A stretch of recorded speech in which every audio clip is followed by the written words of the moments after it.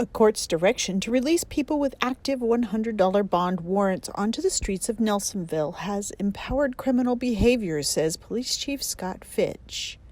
The Athens County Municipal Court, Judge Grace, has a policy that he sent out some time ago due to the coronavirus, that he does not want anyone arrested that has a $100 bond warrant or less. There is hundreds of people literally walking around the streets of Nelsonville today that have $100 bond warrants. They know they have an active warrant for their arrest, but they will start laughing and tell us before we even run them through the computer to determine if they have warrants. Yeah, I've got several $100 warrants, but we know you can't arrest us because Judge Grace don't want you to.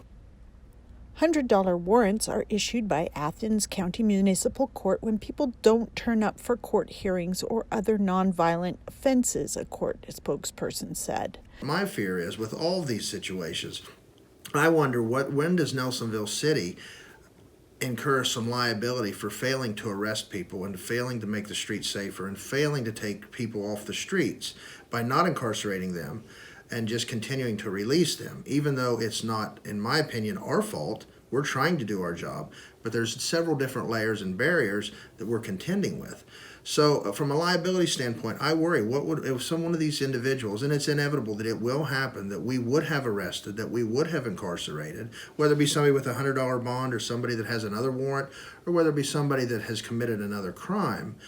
At what point, if they go and they get released because we have no options to do anything with them, and they go out later on and commit a crime of violence or do something like that nature, where does the liability fall on the Nelsonville Police Department? That's a huge concern of mine.